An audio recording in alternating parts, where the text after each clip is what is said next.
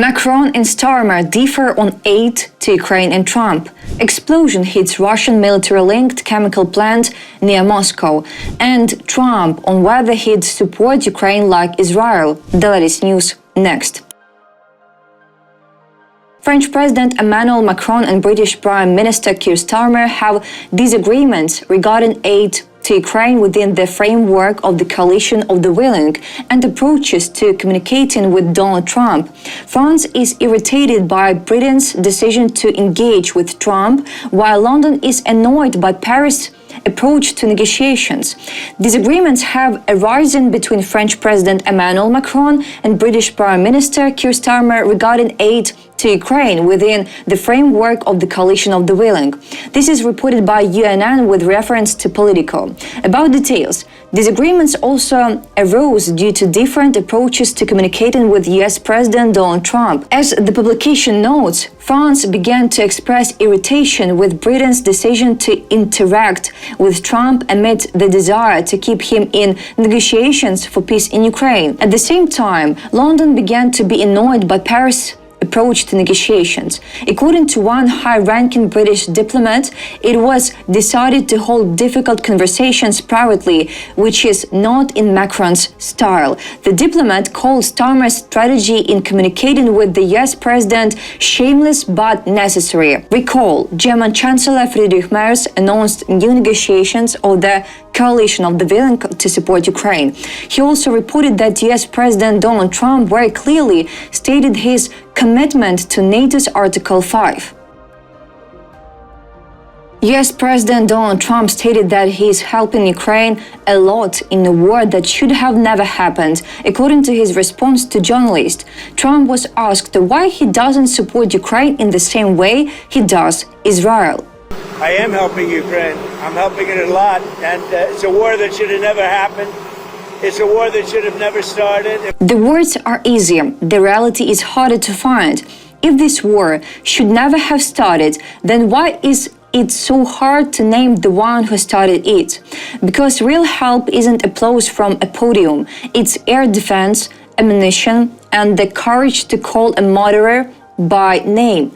You can't stand with Ukraine while tiptoeing around Putin's ego. You can't preach peace while ignoring the cost of silence. Leadership isn't nostalgia. It's choices, it's sides, its consequences, and history won't remember the speeches. It will remember who hesitated and who helped when it actually mattered. So no, saying I'm helping a lot doesn't make it true. Not when skies are burning and your voice trembles more at upsetting the butcher than saving the victim. Trump once again claimed that Russia would not have launched a full-scale war against Ukraine if he had won the 2020 presidential election. If the election weren't rigged, and it was rigged so badly, and that's come out.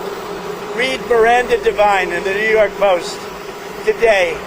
The election was totally rigged, and if it weren't rigged, you wouldn't have a war with Russia right now, and you wouldn't have had inflation, and you wouldn't have had the horrible Afghanistan, the way they left. Not that they left, we would have been out before them, but the way they left. I think the most embarrassing day in the history of our country. You wouldn't have had the October horror show with Israel and Hamas. You wouldn't have had any of it. You wouldn't have had the recent showdown with Iran. Trump also said he had a good conversation with Ukrainian President Volodymyr Zelenskyy. He said it had been a great call with Volodymyr Zelenskyy, but added that his conversation with Vladimir Putin had been disappointing. That's not a strategy, that's emotional commentary. If your call with the war criminal left you disappointed, then where are the consequences? Where are the sanctions, the pressure, the accountability? Because disappointment without action isn't leadership. It's complicity in slow motion. And let's be honest, it's not an increase in aid. We're seeing its hesitation, delays, cuts. While Ukraine bleeds, Washington debates. While cities fall, some still weigh their polling numbers. You don't face down a dictator by sighing. You confront him, you punish him, you isolate him. And if you won't do that, stop pretending you're helping a lot. Because disappointment means nothing to a man like Putin. He only understands cost. And right now, he is not paying nearly enough. Keith Kellogg, US President Donald Trump's special envoy for Ukraine, is planning to visit Rome this week to meet with President Volodymyr Zelenskyy and take part in the Ukraine Recovery Conference, reported by Kyiv Post with reference to informed sources.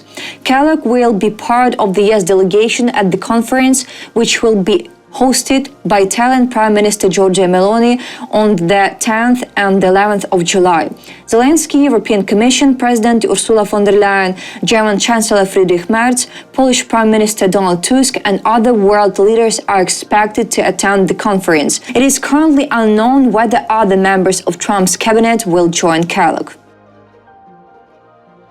During Sunday prayer at the Vatican, Pope Leo XIV addressed pilgrims with words about war and peace. He reminded the faithful of the suffering endured by those affected by armed conflict and urged world leaders to seek the path of dialogue, according to the Vatican News. During the traditional Sunday Angelus prayer in St. Peter's Square, Pope Leo XIV addressed Ukrainian pilgrims present among the faithful. He extended greetings to all in attendance, especially the Greek Catholic pilgrims.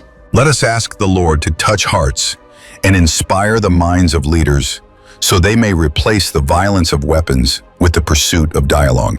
The pontiff expressed his sorrow over the suffering caused by the war launched by Russia against Ukraine and called for the swift restoration of peace. In his address, the Pope emphasized that peace is the longing of all peoples and the desperate plea of those tormented by war. He stressed the importance of dialogue as the primary path to ending conflict.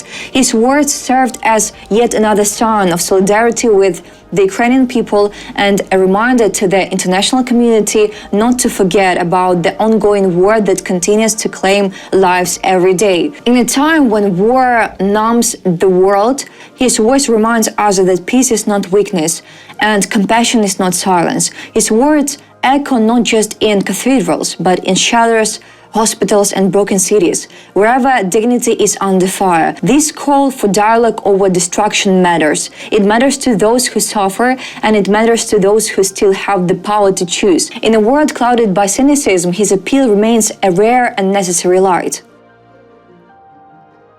An attack on a chemical plant in Krasnozavodsk is reported in the Moscow region. The plant produces important components for the Russian defense industry, according to Astra and the head of Ukrainine's Center for Countering Disinformation, Andriy Kovalenko. Local Telegram channels are reporting a possible attack on the facility. There is no official confirmation yet. There is also no information on the extent of the damage, casualties, or consequences for the civilian population. The Krasnozavodsk chemical plant is one of Russia's key defense enterprises, part of the Rostec State Corporation. It specializes in the production of protective equipment for aircraft, anti-terrorist equipment, and products for the Ministry of Defense, the Ministry of Internal Affairs, and other law enforcement agencies of Russia. The plant has the status of a city-forming enterprise in Krasnozavodsk. According to Kovalenko, the Krasnozavodsk chemical plant, which produces explosives, powders, and components for ammunition and missile weapons, was attacked in the Moscow region of Russia. He emphasizes that this is an important link in the technological chain of supplying the Russian army with artillery shells, multiple launch rocket systems, and ballistic missiles. In mid-April, Russia claimed that drones massively attacked the city of Kursk, where dozens of explosions and fires broke out. Russia has also recently reported a naval drone attack on Novorossiysk, where the port is located. Locals reported a combined attack. The Strela defense plant in the Bryansk region of Russia has stopped working because of an air attack. This enterprise worked for the Russian military-industrial complex. They built weapons. We remembered the addresses. For years, Russia believed that geography would shield them, that the factories fueling their war could operate in silence, untouched, unchallenged. But the smoke now rising over Krasnozavodsk tells a different story. The war they export has finally found its return address. This isn't just about one chemical plant. It's about shattering the illusion of invincibility, the myth that death can be manufactured with impunity. When you produce missiles, you join the chain of violence. And when you join the chain, you become a target. Every drone that slips through their air defenses carries more than explosives. It carries memory, it carries names: Bucha, Mariupol, Kharkiv. It carries justice that doesn't scream, but flies silent, precise, and inevitable. Let them feel what they never thought they would. The distance no longer protects, that war once exported returns, that consequence has wings. That's all for today. Thanks for watching this video. Like and subscribe.